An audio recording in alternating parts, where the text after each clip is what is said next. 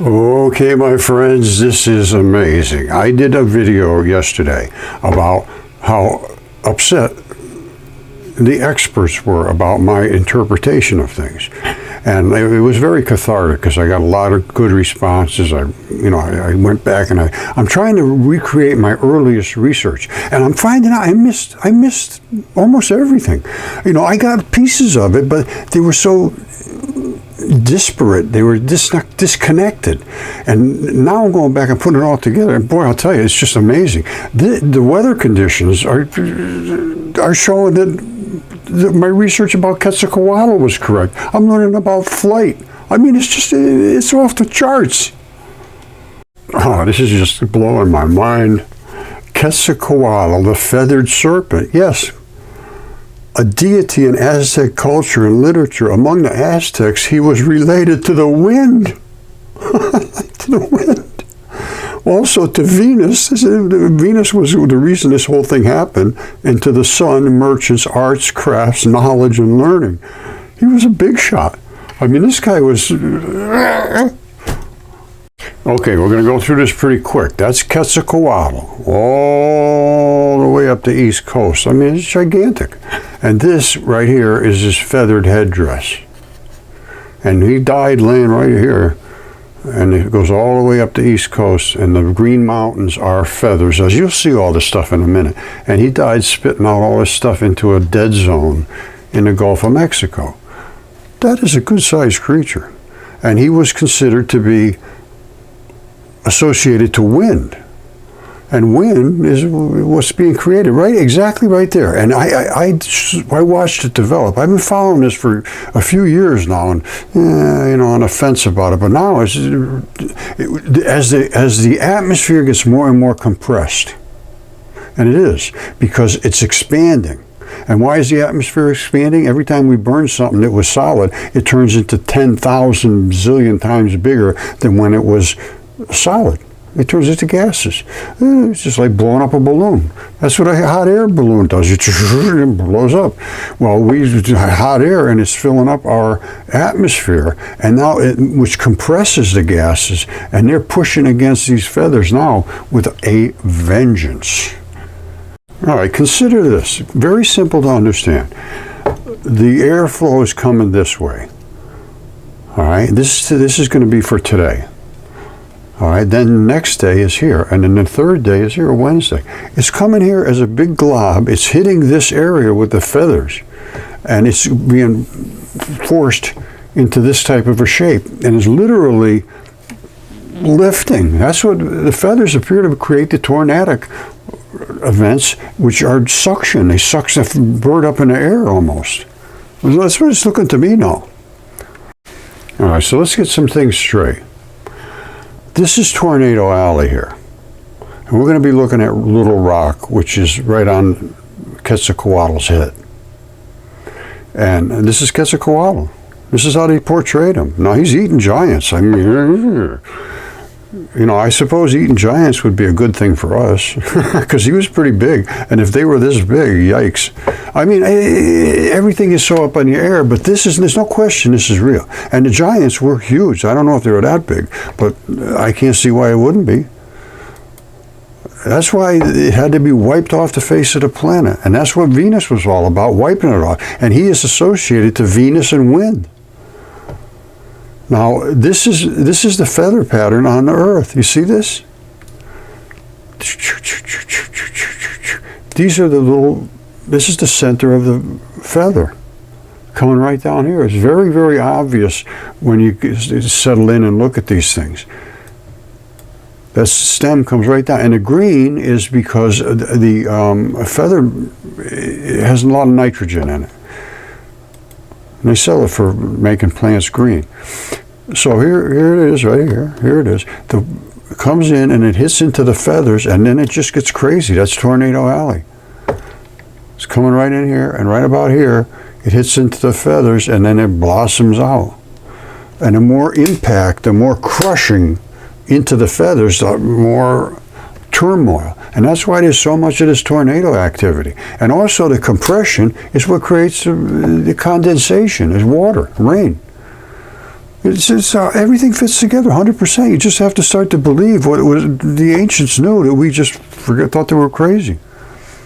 Okay, so cut right to the chase. My allegation is that the wind coming through this way is rippling off this feather. It's nothing but a gigantic feather. And this is right, Quetzalcoatl's headdress. This is coming right out of his head. You see? There's Quetzalcoatl's head. He snakes right up all the way up the East Coast. That's his headdress. We were just in these feathers right here. All right, you see this? This is his headdress. This is where Tornado Alley is. It starts. Little Rock is right up in here somewhere. This is where it gets crazy. And that's the weather we're seeing. Now, its feathers do this. Well, when they fly, they have to do something to the wind to go flying. So something is rippling through that feather system. To my way of thinking, because this is Quetzalcoatl, of that I have no doubt whatsoever. And he snakes up the entire East Coast. His headdress is here. These are all feathers. I'll show you him in a second. And this is his head. Now, the head is a different material, you know, his face and all that stuff, than his feathers. So it comes out with a different biology, and plants grow in this, different plants than grow in this. It's just the way it works. His body and his neck and his throat and all that come all the way up to the East Coast. This right here, my friends,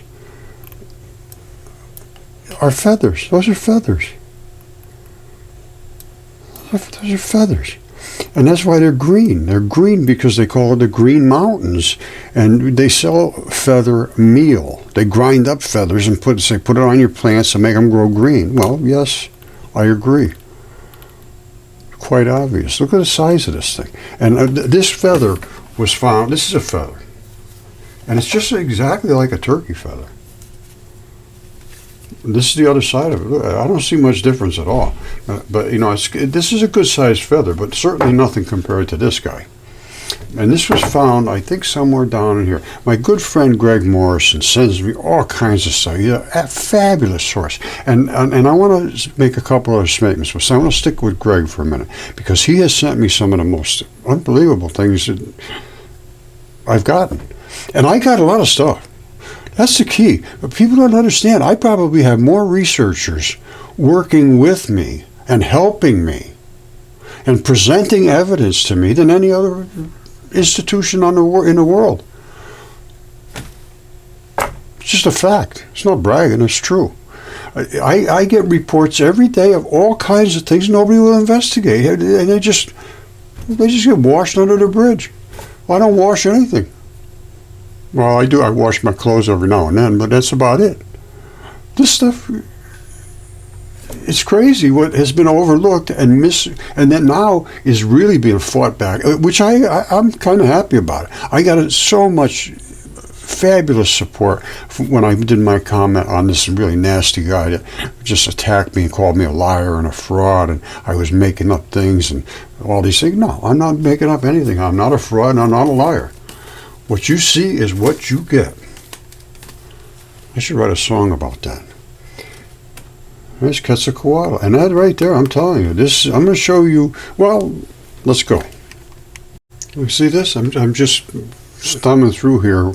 2 minutes ago this came in from a good friend, Robert Garland. And he sends me this. I haven't seen this yet, but looking interesting. Keep going, and this is about Quetzalcoatl. And he's about, why is Quetzalcoatl seen as a symbol for Jesus Christ? Quetzalcoatl's the big feathered serpent. And they all had their own gods. Every single culture, 100%, 100%, had gods. And there was a lot of different ones. And they say, oh, little g gods. Well, whatever. There's going to be one overriding entity. I'm going to call him God, whatever you want to call him, or whatever it is. It's the overwhelming creator of existence that wherever there's nobody can even possibly get their mind around it. I have no clue about that. And even I would keep saying to myself, how would even God, as a God entity, creating all the rest of the things and developing and creating plans and ways for biology to work and so forth. And, you know, would he know where he came from, or she, or whoever it was? How would they know? They're just going to show up one day. Basically, I just don't know. This is where it really throws me for a loop. That's why discussion is the only way. But, you know, there are some things that are a road to madness. You go down that road, and there's nowhere to go. It just leads to a bunch of confusion. But once you get to the beginning and you say, well, what happened after there was existence, and there was creation, and there was molecules, and there was light? Because light makes everything. Light. There's only two particles that exist, and they make up an electron. Two electrons back to back make a photon. Everything is made from that. They gang together, and 1,823 of those little particles come together into a ball like that, which is a proton. It's not one like this. I mean, we've got so much to go over here. It's just incredible. But you don't start with the beginning, what everything's constructed of. You're never going to get to the end. So that's why I'm having a hard time trying to figure out who's going to be capable of understanding what. Because this is a little bit of chemistry, but it's not hard.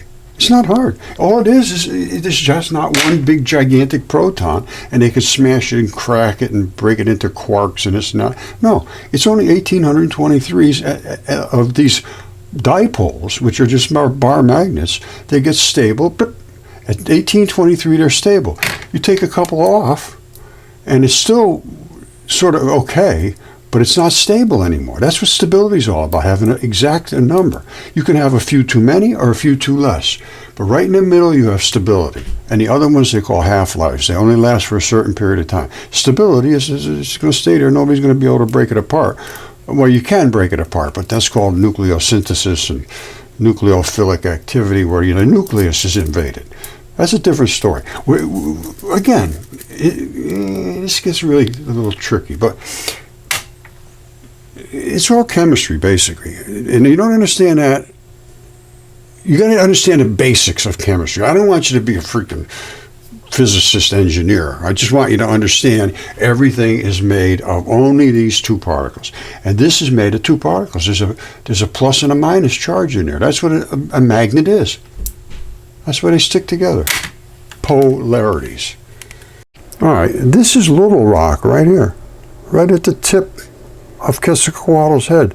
All of the feathers are all over the place. At that point, it starts to really, I believe it's creating all kind of vortices. So, they're getting all the tornadoes up there. That's Tornado Alley. So it is. Now, is that how feathers make birds fly easier? They're talking about putting the same sort of thing on top of airplanes and in the ocean, the vehicles that go under the ocean. But there's a Little Rock right here. It's right on his head. And look at it flaring up. I'm a material guy. I just pay attention to what I see. And very few people do. That's the key. There's Quetzalcoatl's nose right there. He's spitting out into the Gulf. And it's coming right up. And it's doing okay. But as soon as it hits this area, it's all over. And then it gives you that compression. You get all of that rain. And you were getting huge hail. And the reason the hail is, instead of being little pea hail and stuff like that, they're going to softball size. These things will kill you. Literally, you can get to die from being hit by these things. And they're going to get bigger.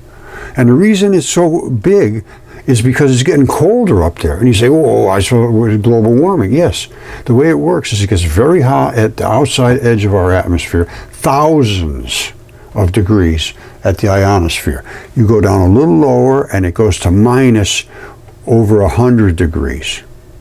So it's hot, cold, then it gets hot again. All right, so and the cold is getting colder, because as the hot gets hotter, the cold will get colder. The cold get colder, we get bigger pieces of ice. And the more condensed it is, there's more moisture, is easier to form into ice balls. So between being compressed more to condense the moisture, and being extremely cold, even more cold, they could be coming out there the size of houses. There's nothing to stop that. It's going to get worse and worse. We have to somehow stop this expansion. I don't think it's anything can be done now, but other than to prepare for it. But anyway, that's an encouraging little piece of news, huh?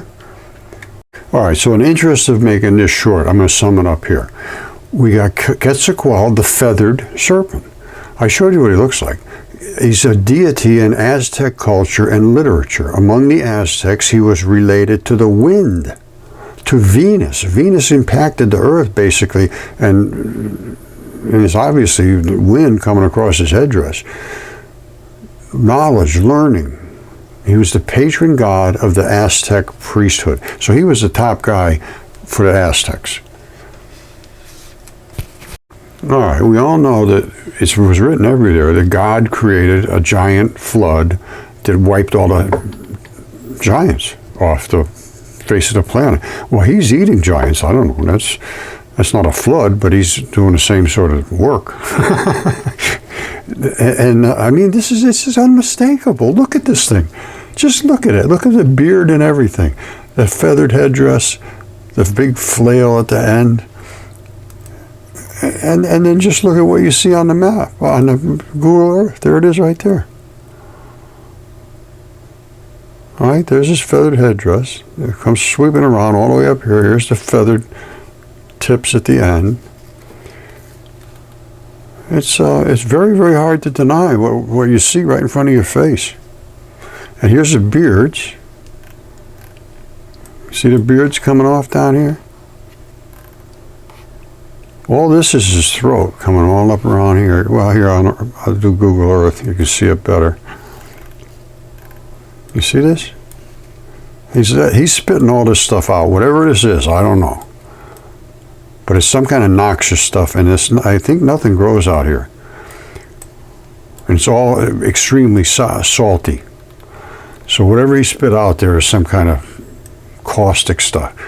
And it's coming right out of here, flowing out of here, kind of nasty like. And this was his throat. And the reason the color is different is different chemistry. The different chemistry on your face is on your feet. It's just the way it works. Different skin has different qualities. And again, the feathers are here, a little rock is here. It came in, fluffed up like crazy, and the more condensed, the more water, the more hail, the bigger they are, the more tornadoes, and they're expecting some serious action out there within the next couple of days. And I think I'm just going to leave it at that for now. Or I always say that, and then I go on a little further. So don't ever hang up on me until it goes off. All right, I just want to go over a couple last things. I cover every aspect of science. You have to. And I start right from the basics, right from the electron flood theory. And I go into biology, chemistry, everything. So what we have to do is just start over and learn the other side of the coin. I'm not saying I'm right about everything. I'm saying let's explore the things that I'm making allegations about, because I think I have more research now than anybody in the world. I have more people contributing to my research than any place in the world. They have a few people that sit around and say, oh, yeah, this sounds good, and they make a paper, and boy, we can get some funding. I don't care about the funding. I care about the information, and these people don't care about it either. They care about the information. They want the truth, and they've been denied to anybody even look at the stuff. And the stuff I'm talking about, there's no denying it. They can only turn their back on it. So that's what my whole mission in life here is to discuss these things. And what are we going to discuss? Well, dipole flood theory is the particles. That's number one. And I think I've already done most of that. You don't have to get too deep into that, because as I go along, I'll say, well, here's how this molecule changed into quartz or feldspar, or whatever it was. And I can tell you how it changed because of the electron flood theory model. And they can't tell you any of that. They have no idea. They have no idea about isotopes. No idea about dark matter. No idea about light. They don't know if it's a particle or a wave, if it has any substance. It's totally lost. That's the subatomic realm. Now, anyway, I'm going to run down a list. I get long-winded. I am sorry. That's just the way I work. All right, dipole flood theory, uno one. Geology, there is no such thing. It's all biology, turned hard. All right, history, it's all based on the wrong premise. Archaeology, clueless. Anthropology, lost. Timelines, ridiculous. We're going to go into human evolution, God, creation. Now we're getting into somewhere. Where did it all come from? All right, proof of the flood in the ancient texts. What about the ancient texts? Were they right? Were they wrong? Crazy? Velikovsky was the biggest hero in history. He went back and researched all these things and came up with all the evidence. They destroyed his life. Ancient myths. Are they factual or just fantasy? My allegation is that everything we see, every single thing there is, 100%, comes from life. I mean, from light. 100% of we see is life, but it comes from light. It's all big particles, from little particles up to big particles. All right, and they all come out of space. It's flying around in space. So as far as I'm concerned, I don't see any reason why what we have here shouldn't be everywhere else, or at least something like it. All right, the speed of light is physics. It's totally lost. We have no idea because the speed of light slows down. It's not just being stretched out because everything's going to flying away. Redshift, totally wrong. You know, the dipole electron flood theory changes everything. And I'm not totally ignorant at this stuff. I went to a bunch of different schools to get their opinions on things. Basically, that's why I went. I didn't go there to really learn a whole lot. And I didn't learn anything other than that they're lost. I went to Johns Hopkins for genomics, which is that's good. That's a substantial thing that has a little merit to it. It's genes. The gene sequences make up programs. That's all there is, programs. And if the program is not there, you're done. I don't care what you do, you're done. Now, if the program is there and isn't working, that's a different story. So if you can gene sequence it and you can see these CTAG things in the right order, and you're just not getting a response, well, that's a different story. It can't be turned on. That's, I believe, methylation. Anyway, I don't want to get too deep, but I took that, and I took particle physics at the University of Geneva, and I corresponded back with him. I showed him my stuff, and I told him we were working with CMOS, and we were able to see these things. And they were actually kind of polite, to be perfectly honest with you. And actually, they did convert CERN. It took 3 years, and they upgraded it to go into CMOS. They had to harden the CMOS. That was the discussion we had. I said I can see it with the CMOS. They said, you can't do it. You'll destroy the CMOS. I said, no, we can see it. Watch, I got something down here somewhere. I'll show you what the CMOS. Yeah, right there. This is what and I was showing them all this stuff, and they said, well, you destroyed the CMOS. I said, no, we're working with particles that are the tiny particles. You guys are using these. So when you hit something, you might hit it with that, and of course you can just, done, no more going to work. Now, we are using it with the intention it was developed for, is to hit it with one of these and give it a flick. Now, the reason CMOS works so fabulously is because every single pixel, and a pixel is the little tiny little dots all through the whole thing that pick up these frequencies. Every single pixel has its own amplifier. I never knew this. I had a lot of people say, oh, you can't see, you're crazy, it's impossible, you're looking at electrons. I said, well, and so I had to go research that. Yes, every single pixel has its own amplifier. Every pixel. That's why you get these kind of unbelievable pictures of the photons and stuff. This is incredible. And Rod Warren discovered this just accidentally. So anyway, there's a lot we have to go over. All those things I just talked about. And the repeating patterns that are everywhere, because they're all, the root cause is from the quantum level, is how they bond together in triangles or squares or rectangles or whatever. And all that stuff is now going to be able to be understood because it's nothing more than magnetic interactions at distances.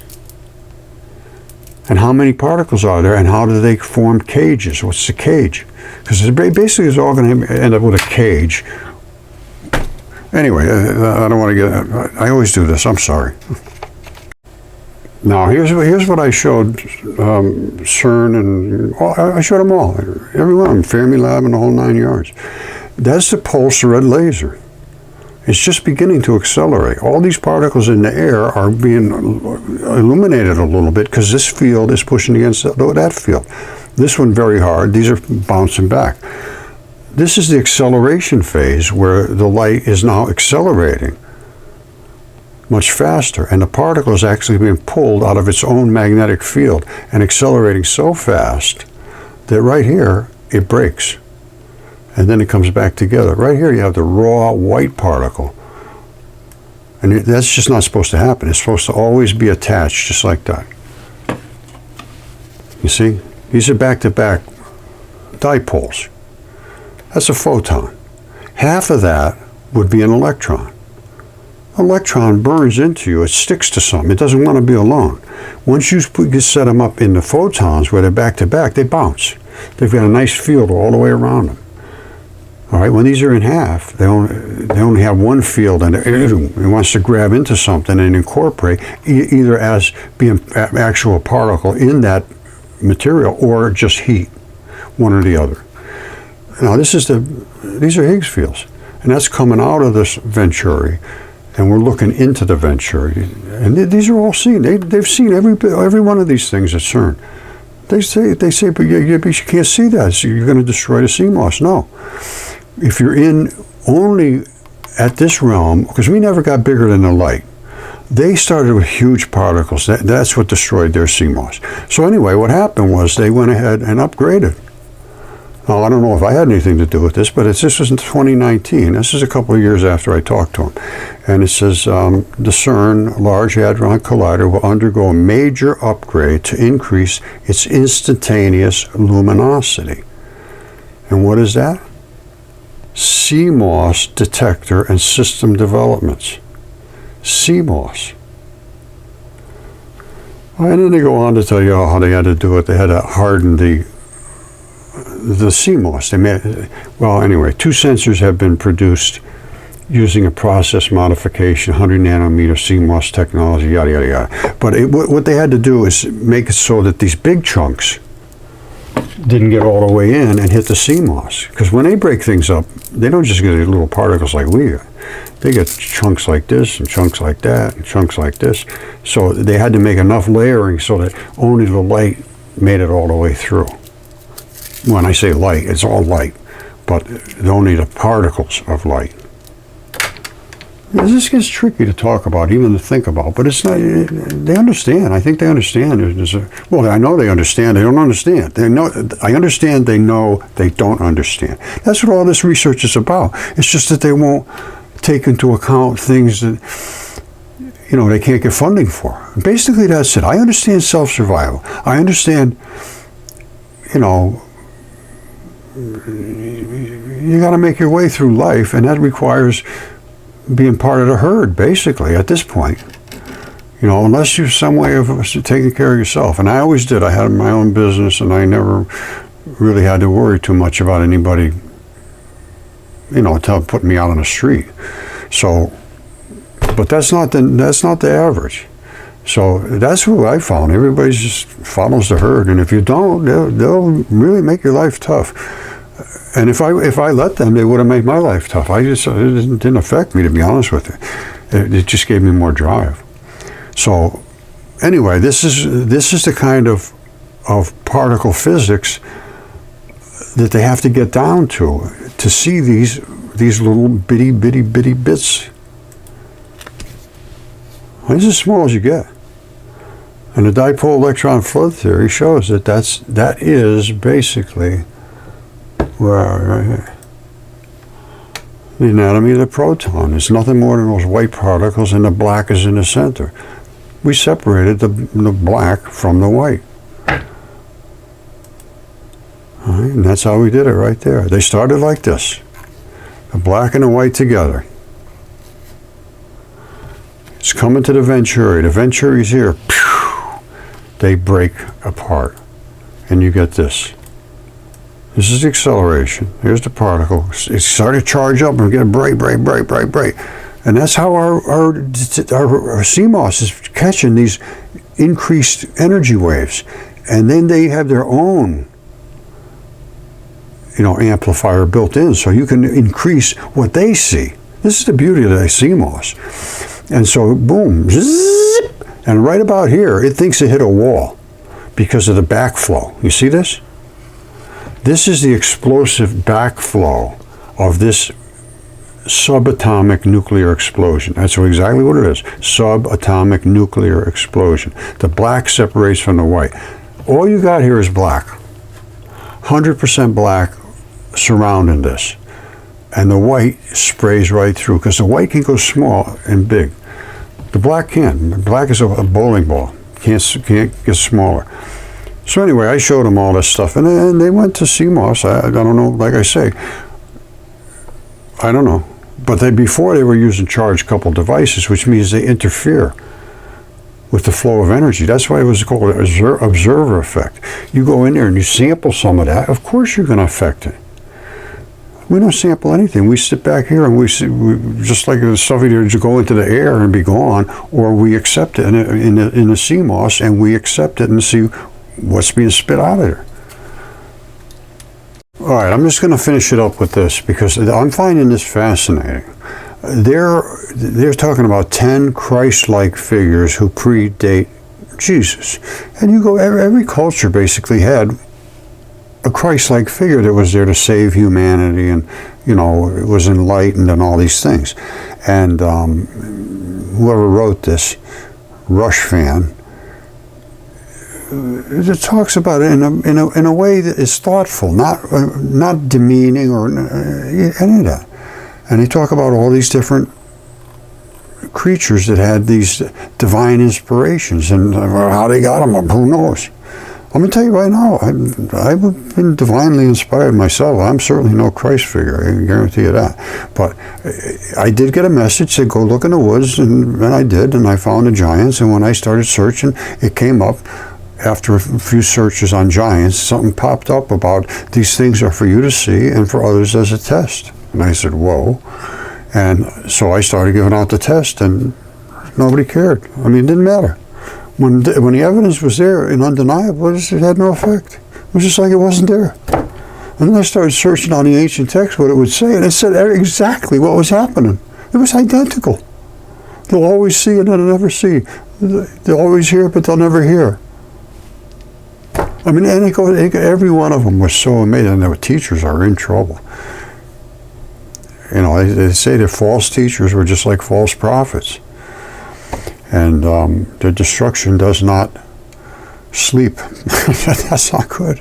You got to just tell the truth. And Jesus said, they said, well, what should we do to get into heaven? He says, don't do the things that you hate and don't lie. I think that's about the bottom line. If you do those both things, you're probably going to be all right. But at any rate, I believe we're entering into a new dawning. There's so much stuff coming out now. It can't be stopped. There's no way to stop it anymore. I don't think. This is what it's going to be all about. It's been so suppressed because people can't talk about it and keep their jobs.